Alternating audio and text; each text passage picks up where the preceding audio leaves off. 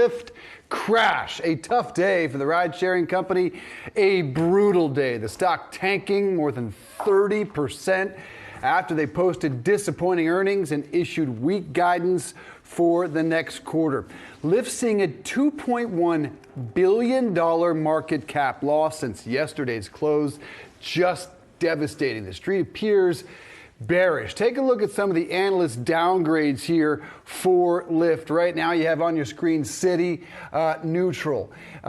Another neutral, two holds, Truist downgrading from buy. Just say bye-bye to the buy rating, essentially, is what we're seeing, Seana. It is ugly across this board. It is very ugly across the board, and I think it's very hard at this point to make the bull case for Lyft, especially when you compare the numbers that we got last night to what we heard from Uber not too long ago. I mean, when you compare those two, it's hard really to make a case of how Lyft is really going to stay remotely competitive to Uber going forward, what the future looks like. I think these numbers really started that conversation too, just about what would be the best option here going forward for Lyft. It's just so amazing how fast this story turned south essentially overnight, because they had been essentially together. I mean, not totally locked away cruise stocks are, but right around this earnings report, things just went in opposite directions. Let's check out some of the price target slashes as well. We told you about the downgrades, but also analysts cutting their price target. And look at the first one.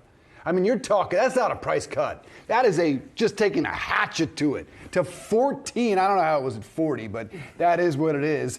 And then across the line, all 6 analysts here cutting the price target.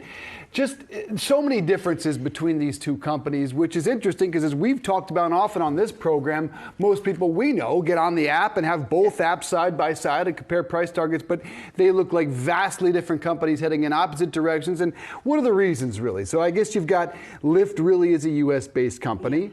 Uber is international. Uber has obviously the Eats side. Lyft does not. But what else do you think is? Yeah, and I also think the other case for that is that Lyft is just over-indexed to the West Coast. That's really where they get the majority of their riders. Yeah. They don't have the presence that they need just because they are a domestic-based company across the country, which I think has clearly been a big headwind for that company.